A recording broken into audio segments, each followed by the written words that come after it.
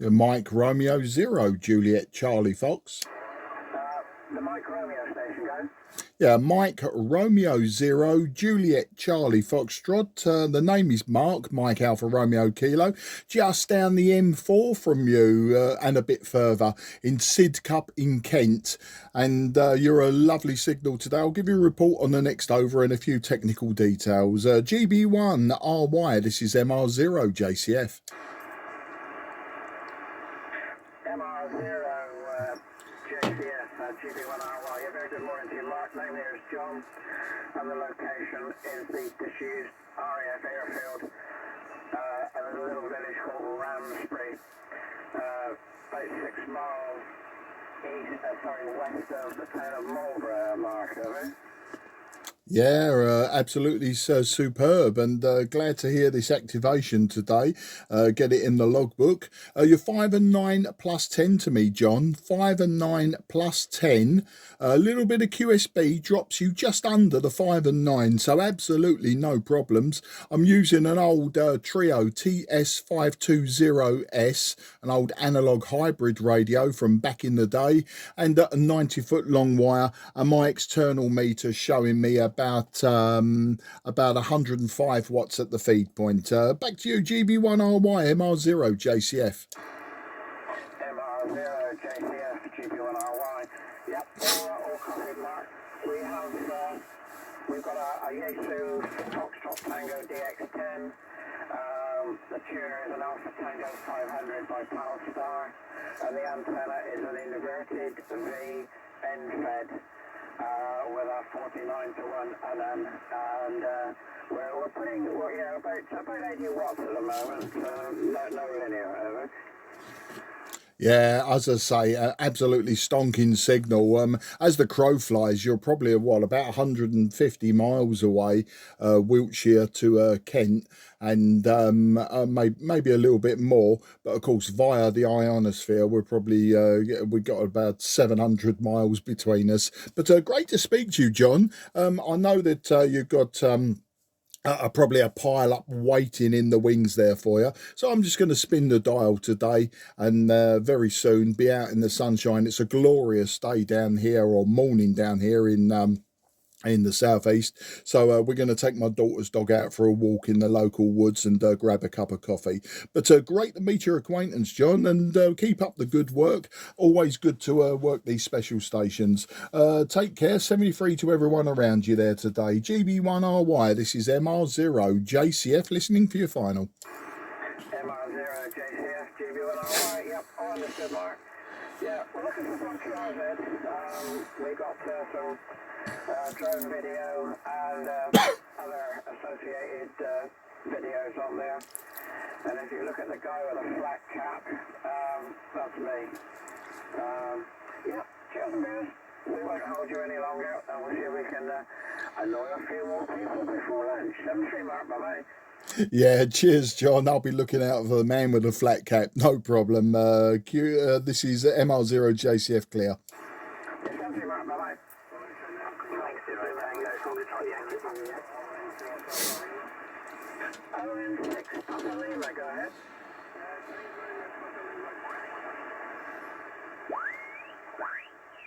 I see, because I've spoken to some of the club members, and they've used to...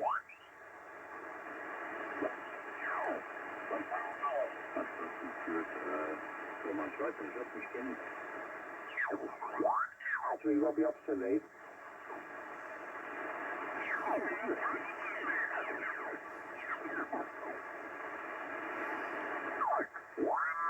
Kilo Tango Mike, that's Dave. Mike 0. Whiskey Papa Juliet, that's Peter in Canterbury. EI7 Golf Charlie, but Charlie was portable. I'm not sure if he'll be back at the home, John. G3 KPU Eric. Golf Whiskey 6 Alpha Uniform Sierra Patrick. Sounds like a big net. We won't hang on for that one. Okay, so plus 10 en ce qui me concerne. QSL? C'est 59 plus 10, ici sur la tour d'Adouche avec le soleil. Et voici ce que la rampe peut-être tout à l'heure. Voilà, merci pour le petit coucou et bonne journée QSL. Ok, QSL, 100%, 73, excellent dimanche et très bonne activité, hein, 73. Foxtrot 4 Juliette Delta Whisky le 60. Mike Romeo 0 Juliet Charlie Fox. Beaucoup de monde, hein. Félicitations pour le pile-up. Ici Foxtrot 4 Juliette Delta et Whisky.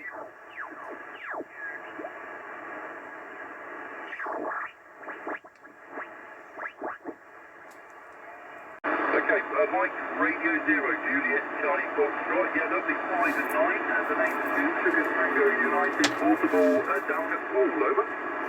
Very good morning to you, Paul, and nice activation from one of my favourite parts of the world. And yeah, you're peaking 5 and 9 just over sometimes, and with QSB you're going to about 5 and 7. So a great signal. The name is Mark, Mike Alpha Romeo Kilo. I'm down in Sidcup in Kent, so a northeast from your location by about, what is it, about 80 miles or so, maybe a bit more.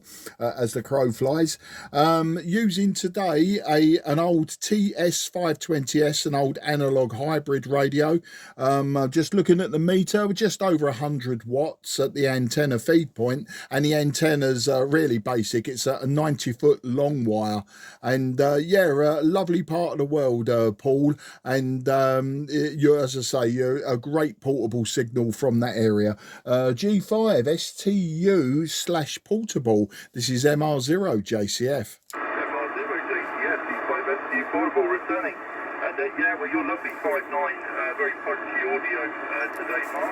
And yeah, it's a nice spot down here, isn't it? There's a nice cool breeze as well, so it's lovely and sunny, but there's enough of a breeze to, you know, make it a bit fresh, which is just how I like it. I'm not a big fan of, yeah, when it gets a bit humid. As soon as it gets over 20 degrees, yeah, I'd rather be indoors, to be honest, but I'm not really the big sort of person. But there we go. Anyway, Mark, I'm curious actually with the I've got the GR5 full sign also, not got that today, but I'm wondering, are you trying to work as many stations as possible with it, or just using it casually? I know a few people that are going crazy, you know, trying to log as many as they can before the end of the month, Mark. Go ahead. No, I'm just casual, mate, just casual. This radio is actually for sale. Somebody has said that they want to buy it, so I'm just waiting on them today. Sorry, was that the question you was asking? Was I using the radio casually, or was I going around the dial logging all of the portable stations casually? Back to you. No, I was just meaning the Romeo call sign, you know, the correlation call sign. I was wondering, obviously you've only got it until the end of June, isn't it? I believe, and I know some other stations that have the R call or prefix, you know, they're going full on trying to, you know, activate it as much as possible, fill the log up while they can, Mark. Over. That was the question. Oh, do you know what? Really, I should clean my ears out on a Sunday morning. Apologies for that. I think what it is in the back of my mind, I know that this radio is for sale. I've been using it 3 or 4 years. It's for sale. And I don't know why I thought that you'd ask me that. No, the Romeo, yeah, I've been using it in May and June, just casually. Sorry, to answer your question, yeah, it's just casual. It was just, you know, in support of the coronation of King Charles III. And yeah, there was no other reason other than, you know, sometimes it does help if you've got DX stations, especially on 10 meters, 12 meters. It does help. The DX stations help, you know, like pounce on you when you're calling CQ. So yeah, it's a little bit cheeky, I suppose. But no, I mean, I just log what comes in, who answers me, and of course I've just used it outgoing as well, like calling you. But yeah, that's the long answer. For the short answer is casually. Back to you. Yeah, Roger. No, I think you're right actually, because I've used my GR5 STU call a few times, and it does certainly attract more attention, doesn't it? There's obviously people out there that are just collecting them while they can as well, which is fantastic. I mean, you know, it's all activity, isn't it? And anything that generates activity is a good thing in my book. And okay then, Mark, so why don't you tell me a bit more about this radio you're selling? I'm quite interested now, over. Yeah, okay then. And just so you know, you're 5 and 9 plus 10 now. No, I'm as a my hobby as a ham is homebrew and restoration of somewhat. So I've got modern radios like the IC 7300 and that, but these are radios back from the day when I wasn't licensed. So the late 70s, early 80s. And obviously back then I wasn't licensed. I'd failed the RAE in 1978. So, back then these are the radios. I want one of them. I want one of them. And I'd had a few come my way, and obviously I couldn't use them legally on the bands. But when I got my license in 2017 and then worked my way through the licenses, I just thought to myself, people are almost throwing some of these radios away. They're missing a trick on how good they work and how well you can make them perform for all sorts. So I just started buying them. So I bought this one, as I say, maybe 3.5 years ago. And I've actually got 3 of them. And the other 2 do need restoration. They do need quite a bit of work. And I bought this week, or actually last week, I bought a KW 2000 and an FT757GX. So something had to go to make space more than anything. And I thought, what better than, to sell a good working radio, because I've got another 2 that aren't getting any attention all the while I'm using this. So that's the story. I'm just collecting and restoring old radios. I mean, I've got loads of them. I've got a couple of Swans. I've got a couple of summer camps from the 1960s. I've got 3 Kodar AT5s and a lot of radios in between, some just solid state. Most of them are pure valve, and like this one, some of them are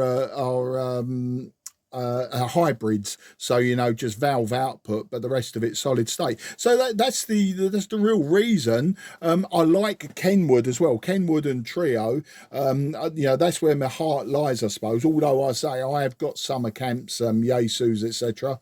But the KW, the reason I bought that is they're very popular with my club, the Cray Valley Radio Society, and the reason being is KW were quite a local company or a local factory down in Erith in Kent. So the club sort of really into them. They got an amazing lineup between the members, and they always do the KW weekend in January.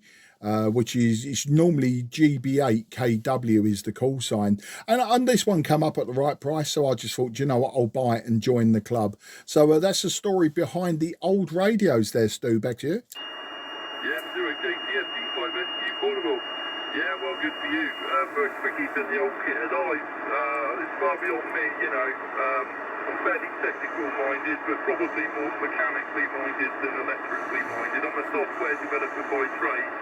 I've done a bit of programming of ICUs, chips and things, and microcontrollers, I guess is the proper name. And dabbled with that. I've built a couple of little things that talk to the radio, through the jack in the back of the 7300, the remote jack, the frequency, all that sort of stuff. I built a little board to do that.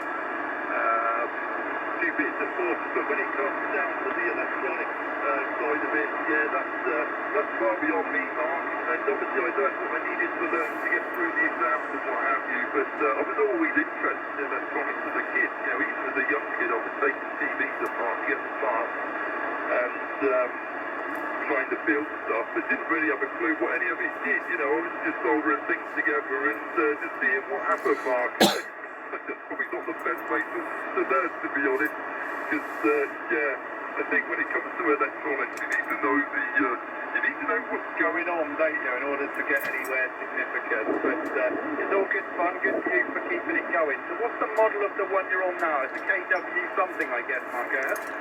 No, this one is the Trio Tango Sierra 520 Sierra. So, you know, it's, as I say, mainly it's solid state, but the output is a pair of 6146s, and I forget what the driver valve is off the top of my head, but the 6416B, I think it is, on the finals, and they're very, very popular with, you know, older transceivers. You'll see those valves popping up all over the place in various designs. But no, this one's the Trio, or you know, it's the Kenwood. Trio was the British license for Kenwood. And yeah, I hear what you're saying about being a software engineer. Well, I'm mechanical and electronics, so you know, motorcycles and stuff like that was my passion for many years. And I'm not long. Well, I say not long. 6-7 years ago now, I've given up drag racing motorcycles. So you can see that's the direction I was going mechanically. Electronics, well, I've been involved with building radios, designing radios and stuff like that since 1974 when I was just a boy. And I've retired last year. Last November I retired. I was a Unix administrator, but prior to that, digital television, and prior to that, telecommunications. So that's where I did my apprenticeship, in telecommunications. So I was at a switch and then a transmission engineer. But yeah, as I say, I did Unix admin for the last 10 years of my working life. And to be honest, it bored me rigid, you know. It just wasn't for me. And the opportunity come up to retire a little bit early. So that's what I did last November.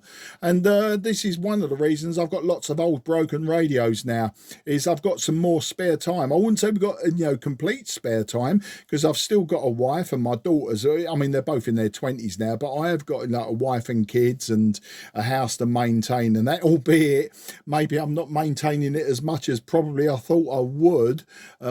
Did a bit of painting on the back of the house a few weeks ago, and that's about as far as it's gone, really. So that's the story there, Stu. Anyway, listen, mate, I'll let you carry on, because I'm sure I could hear tuning signals as well. I don't know if somebody has come up very nearby, or if somebody was tuning to come and jump on your portable activation there. So I'll let you go now. Great to speak to you, and I look forward to the next time. And one other thing I was going to mention about Paul is I used to race speedway bikes back in the day, and Paul Pirates, although I wasn't a Paul Pirates supporter, I was Crayford Kestrels and Hackney Hawks, but I wasn't a Paul Pirates supporter. But one of my uncles, it'll be a late uncle now, this was back in the 70s, was a marshal down at Paul Pirates Speedway Stadium. And do you know what? Off the top of my head, I don't know if it exists anymore. It probably does. I think Paul Pirates may be around. You could correct me on that. The other thing, of course, is Paul Pottery. We've bought, my wife and I have bought loads of old Paul Pottery in the past, and my mum's got some Paul Pottery from the 1940s and 50s. And the final thing about Paul is, if it wasn't for the quick thinking of one of my uncles, I wouldn't be talking to you today, because my mum, when she was about 6 years old, nearly fell off the cliff at you know, at the Cove, and it was only because one of her uncles, my great uncles, actually caught the hood of her coat, and she didn't go over the edge. Otherwise, I say, you know, I wouldn't be here. So that's my links with the pool area. But anyway, I do tend to ramble on, and I take forever to say goodbye. So I will say goodbye. Best 73, old chap. Enjoy yourself out in the sunshine. I say I'm going to get out myself very, very soon. All the best, and 73 to everyone around you. A G5 STU stroke portable. This is MR0 JCF listening. No problem. G5S is portable for the final. And yeah, Paul Pirates still going as far as I'm aware. I've not been down there for many years. In fact, last time I went down there, it was for it was at work to do, I think, and it was greyhound racing on the same sort of track, you know, around the outside. But I used to go and watch Paul Pirates when I was a teenager. It would have been 90. And I was growing up on a farm then, at the Oakland farm. I used to take them all down there every now and again. We weren't super busy on the farm. We go and watch the speedway, because he was into his dirt bikes and stuff, so he was really into it, you know. So yeah, that's still going, and I'm assuming you mean Lolworth Cove there, down here, outside here. That's looking close to that one. I know there's been many helicopters going down there, people sort of jumping off the, well, Durdle Door, that's a bit further on, isn't it? I'm getting confused now. The Durdle Door, you know, people jumping off and crashing into something at the bottom, splitting their head open, you know, so there's this helicopter having to land on the beach, but yeah, fortunately, you made it, or your mum made it, and you're here to sell the cell and keep all of those old rigs alive as well, Mark. Okay, thanks for coming back to the call. You go and enjoy the sunshine, and I'll say 7-3.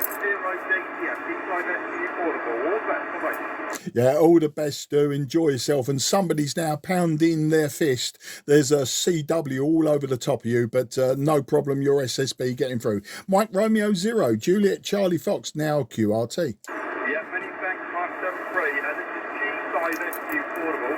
Golf 5, Sierra Tango United portable. Calling TQ, over. TQ.